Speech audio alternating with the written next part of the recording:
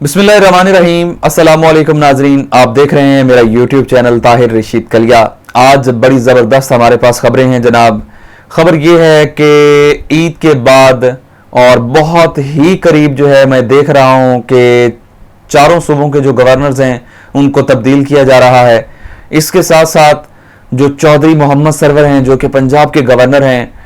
उन्होंने एक बड़ा फैसला कर लिया है और वो ऐसे लोगों को बेनकाब करने जा रहे हैं जो कि जब से वो तहरीक इंसाफ में आए हैं और बिलखसूस जब से वो गवर्नर बने हैं तब से उनके राह में रोड़े अटकाते नजर आ रहे हैं। वो इन लोगों को बेनकाब कर के जाना चाहते हैं और अपनी गवर्नरशिप को छोड़ने से पहले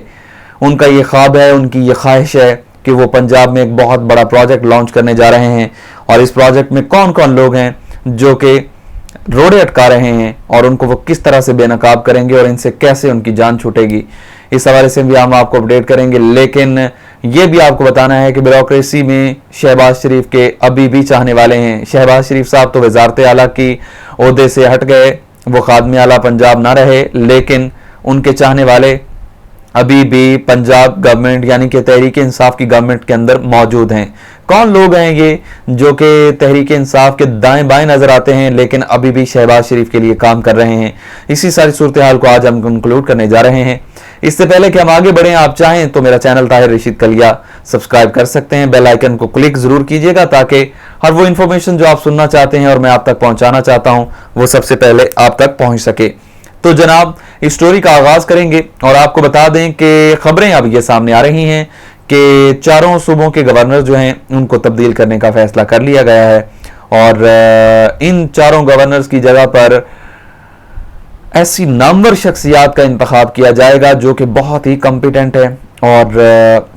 सूबों और विफाक के अंदर विफाक की जो रिट है, विफाक का जो एक किरदार होना चाहिए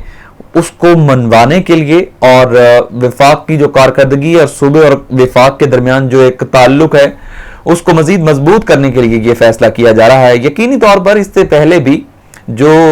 गवर्नर्स लगाए गए हैं तहरीक इंसाफ की जानिब से, तहरीक इंसाफ के वो लोग मौजूद हैं, वो भी कॉम्पिटेंट लोग हैं। इमरान खान का उन पर एतमाद था तो उनको इतनी बड़े ओहदे से नवाजा गया, इतने बड़े ओहदे से उनको जो है वो मुस्तफीद हो रहे हैं और तहरीक इंसाफ का बोलबाला कर रहे हैं। लेकिन ये ज़रूरत महसूस क्यों हुई कि गवर्नर्स तब्दील किए जाएं? आप देख रहे हैं कि बहुत से ऐसे रिटायर्ड फौजी अफसरान जो कि मुल्क के बड़े ओहदों पर मौजूद हैं और उनकी कारकर्दगी भी अच्छी है और जहां जहां उनकी इससे पहले जिम्मेदारियां रहीं उसको बखूबी निभाया गया है। तो इमरान खान और जो उनके करीबी ज़राए हैं वो हमें ये तासुर देते हुए नजर आ रहे हैं और वहां से हमें ये खबरें भी मिल रही हैं। मुख्तलिफ जो जराए हैं हमारे वो हमें ये कंफर्म कर रहे हैं कि ज़्यादातर कोशिश होगी कि वो मंझे हुए लोग, चाहे वो ब्यूरोक्रेट हों, चाहे वो उनका ताल्लुक वो मिलिट्री इस्टेब्लिशमेंट से हो या वो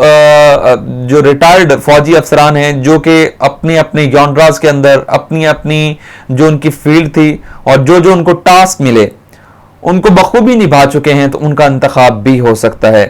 तो देखना ये होगा कि आया ये फैसला ईद के फौरी बाद लिया जाएगा या फिर जो बदलते हुए सियासी हालात हैं उनको देखकर ये फैसला किया जाएगा, क्योंकि कुछ से गवर्नर जो हैं वो तो खामोशी से काम कर रहे हैं। लेकिन हमने ये देखा है कि पंजाब और सिंध के अंदर जो है जो गवर्नर्स लगाए गए हैं, यानी कि पंजाब में चौधरी मोहम्मद सरवर साहब हैं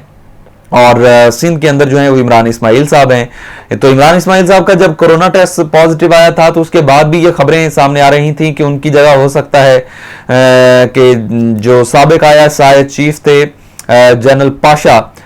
उनकी तकर्रुरी हो सकती है। फिर जुल्फिकार मिर्जा का भी नाम सामने आया, एक दो और लोगों का भी नाम सामने आ रहा था और वजह यही बता रही थी कि सिंध गवर्नमेंट जो है वो विफाक को उस तरह का रिस्पांस नहीं देती, लिफ्ट नहीं करवाती जिस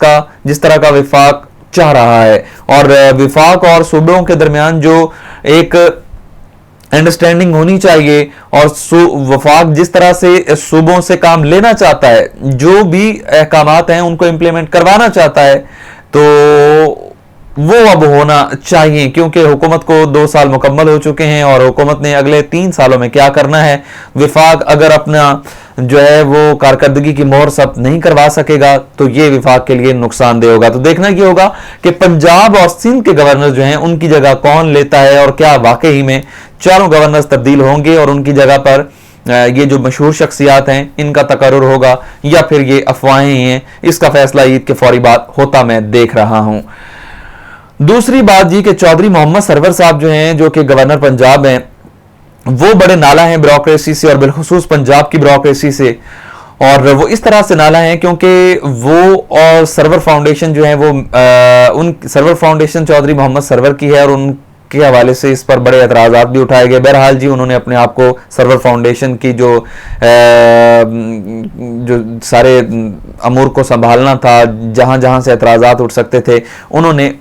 एजाजी तौर पर तो वो अब उसका हिस्सा है, लेकिन इंतजामी तौर पर भी इसके मामलात से दूर हो गए हैं ताकि उनकी क्रेडिबिलिटी पर सवाल ना उठे। तो चौधरी मोहम्मद सरवर साहब पंजाब के लोगों को साफ पानी देना चाहते हैं, साफ पानी पिलाना चाहते हैं, और इसके लिए उन्होंने आप पाक अथॉरिटी जो है वो कायम की। और उनका ख्वाब भी यही था कि पंजाब के चप्पे चप्पे में आप पाक अथॉरिटी जो है वो अपना काम करेगी, लोगों को साफ पानी पहुंचाएगी, और लोग साफ पानी पिएंगे, बीमारियों से बच जाएंगे। लेकिन 2 साल गुजर चुके हैं, चौधरी मोहम्मद सरवर ने एड़ी चोटी का जोर लगा लिया है, लेकिन अभी तक जो मामलात हैं वो PC1 से आगे नहीं बढ़ सके। और जो जिस तरह आप कहते हैं ना कि फाइलों में ही मामला जो है वो दबा हुआ है। आप अंदाजा लगाएं कि ब्यूरोक्रेसी किस कदर मजबूत है कि एक गवर्नर जो कि सूबे का गवर्नर है और विफाक का नुमाइंदा है और करता धरता है, और कोई कमजोर गवर्नर नहीं, चौधरी मोहम्मद सरवर बड़े मजबूत गवर्नर हैं, और उनकी लॉबी और उनका जो तहरीक इंसाफ के अंदर पैनल है, उनके जो 2 साथी वो बड़े मजबूत पैनल के मालिक हैं। शाह महमूद कुरैशी ग्रुप जो है वो कोई कमजोर ग्रुप नहीं है, लेकिन इसके बावजूद ब्यूरोक्रेसी ने उनको नकेल डाली हुई है और उनको हिलने नहीं दे रहे। आप इस हवाले से चौधरी मोहम्मद सरवर ने कई मरतबा जो है वो गिला उस्मान बुज़दार के सामने भी किया, वज़ीर आज़म के सामने भी अपने तहफ़्फ़ुज़ात रखे, लेकिन इस दौरान कई चीफ सेक्रेटरीज जो हैं वो तब्दील हुए, कई मुतल्लिका सेक्रेटरीज तब्दील हो गए, लेकिन चौधरी मोहम्मद सरवर साहब का काम नहीं हो सका। 1 हफ्ता पहले तकरीबन उन्होंने इस बात की धमकी दी कि अगले 7 दिन के अंदर अंदर अगर आप पाक अथॉरिटी जो है उसको काम करने की इजाजत नहीं दी जाएगी, इस मंसूबे के हवाले से जो जो रुकावटें वो दूर नहीं की जाएंगी, तो मैं उन तमाम तर लोगों को बेनकाब करूंगा जिन्होंने अब तक इस अहम मंसूबे को चलने नहीं दिया, मुकम्मल नहीं होने दिया। वो कहते हैं कि अगर ये मंसूबा तब का जब से स्टार्ट हुआ है तब से काम करना स्टार्ट कर देता, तकरीबन 2 साल, तो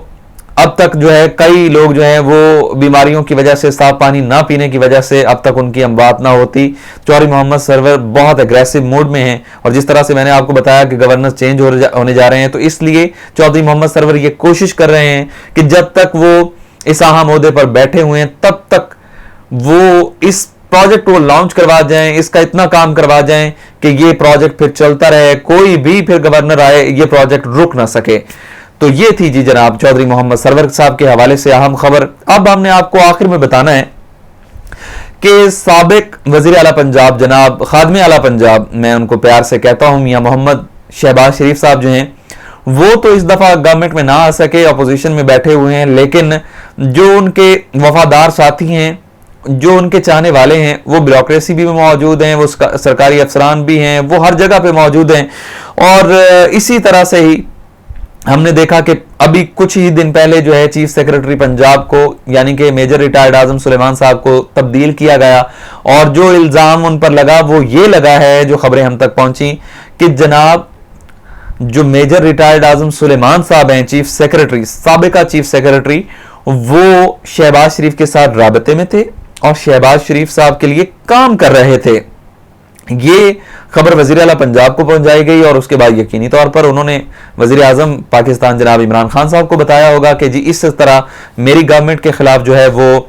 कार्रवाई की जा रही है, चीफ सेक्रेटरी मेरे हैं, काम जो है वो शहबाज शरीफ के लिए किया जा रहा है, और हम जो प्रोजेक्ट करना चाह रहे हैं उसमें रोड़े अटकाए जाते हैं और हमें काम नहीं करने दिया जाता। हालांकि आजम सुलेमान की बड़ी तारीफें कर चुके थे इमरान खान साहब, और ये देखें अगर वो इतने नालायक होते, अगर वो मुस्तैदी से काम ना कर रहे होते, या अगर उन पर कोई शक होता, तो उनको दोबारा से विफाक के अंडर ले जाकर इतनी अहम जिम्मेदारी ना दी जाती। विफाक में जब जैसे ही उनका तबादला हुआ तो विफाक के अंदर उनको बड़ी अहम जिम्मेदारी सौंपी गई और एक ऐसी वजारत में उनको लगाया गया जिसका बिलावास्ता जो है वो इमरान खान से भी बड़ा गहरा ताल्लुक था। तो उन पर एतमाद तो है, लेकिन पंजाब उन पर एतमाद नहीं करता था और इल्जाम उन पर यह लगाया गया कि वो शहबाज शरीफ के साथ राबते में थे, उनके लिए काम कर रहे थे। इसमें कोई शक नहीं है कि शहबाज शरीफ साहब का ब्यूरोक्रेसी पर बड़ा होल्ड रहा है, उन्होंने बड़े अच्छे तरीके से पंजाब को कंट्रोल किए रखा। और जो शहबाज स्पीड उनको जो कहा जाता था, वो उसकी वजह भी बुनियादी यही थी कि शहबाज शरीफ साहब जो है जब किसी काम के पीछे पड़ जाते थे तो उसको करके छोड़ते थे और मुकर्ररा वक्त से पहले करके छोड़ते थे। तो बहरहाल आजम सुलेमान साहब जो हैं, जो कि हॉट फेवरेट थे इमरान खान के, और शुरू में जब वो आए तो उन्होंने बड़े अच्छे इकदाम किए, बड़े अहम मीटिंग्स ली, और जो उनकी डायरेक्शन नजर आ रही थी खासतौर पे हमें, वो बड़ी प्रोग्रेसिव और प्रोडक्टिव किस्म की और डेवलपमेंट वाली हमें जो है प्रोग्रेस नजर आ रही थी। लेकिन उन पर एतमाद नहीं था और उनको हटा दिया गया। शायद ये भी हो सकता है कि चौधरी सरवर जिस तरह से के तहफ़्फ़ुज़ात का इज़हार कर रहे थे, वो फैक्टर हो सकता है उस्मान बुज़दार साहब के कान के अंदर किसी ने फूंक मार दिया हो कि जनाब ए तुहानू लैंदा जे ऐदा कुछ कर लो, तो बस फिर उसका कुछ हो गया और उनको ओहदे से हटा दिया गया। जनाब, आज की वीडियो आपको कैसी लगी? पसंद आए तो मेरे चैनल ताहिर रशीद कलिया को सब्सक्राइब कीजिएगा, लाइक कीजिएगा और कमेंट जरूर कीजिएगा। अपना बहुत सा ख्याल रखिएगा। पाकिस्तान पाइंदाबाद।